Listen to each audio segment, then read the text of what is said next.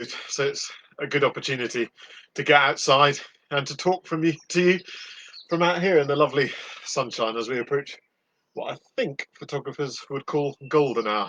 It's beautiful anyway. We're looking at the book of Ezekiel today, and Ezekiel begins with an amazing image of the glory of the Lord.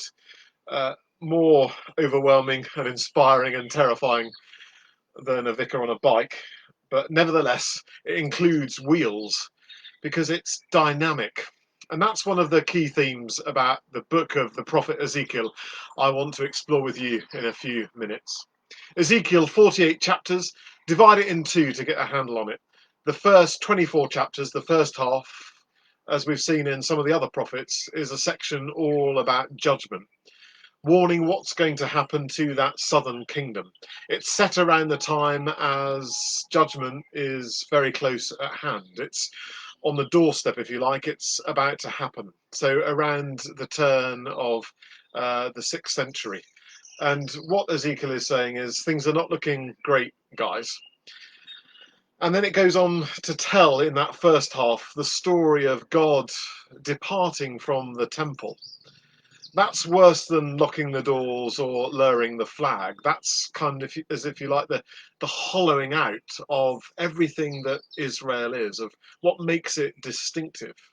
The glory of the Lord packing its bags and departing from being amongst the people. Its utter desolation being depicted in spiritual terms, and the physical consequences of that are just around the corner. Ezekiel is strange reading. He was a strange guy. These amazing, complex, and terrifying visions. Really powerful stuff that he does, building models, lying next to them, cooking a barbecue on his own excrement. His wife has a pretty tough time of it as well, actually. But they're vivid, dramatic illustrations of what this judgment will mean. It's not abstract and theoretical, it's real, costly, and terrifying. But the book of Ezekiel doesn't stop in that first half. It goes on to the second half, which is the promise of restoration, with some of the most well-known chapters of the Old Testament for Christians. There it talks about how God will take out the heart of stone there in chapter 34 and give to his people a heart of flesh. And of course, Paul in the New Testament makes great play of that image, takes it and uses it to explain what the work of God's Spirit does within us. And then there's that wonderful image of how the people will receive new leaders. God, who has always shepherded his people, will be himself the shepherd of his people, replacing those faithless shepherds. And of course, we know someone who in John 10 picks up that image of what it means to be the good shepherd. And then there's that most famous image of all, the valley of the dry bones in chapter 37, and of how God is able to breathe new life into those dry bones. We see in that, of course, resurrection. For the people of Israel, it meant a fresh start, a new beginning, out of death coming life, out of this destruction becoming a new beginning, out of this exile, a return. And that's there at the end of the book as well, as this image is given of the temple being reconstructed, and more than just the bricks and mortar, the spiritual heart of it returns. All that was destroyed, all that was hollowed out, being made new as the walls are rebuilt and the glory of the Lord returns.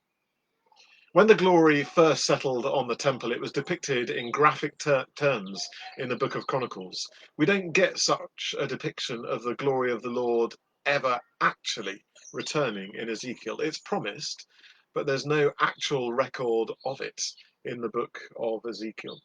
Some wonder whether it actually ever happened until the infant Jesus was brought to Simeon in the temple, and Simeon recognizes in that baby the glory of the Lord finally coming into the temple.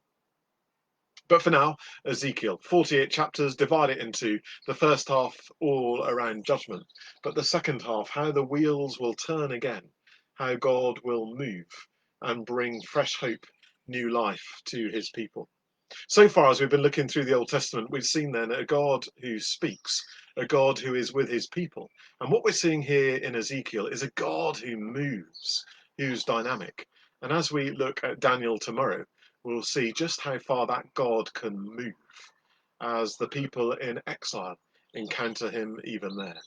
A God who speaks, a God who is with us, and Ezekiel's great vision of a God who is able to move.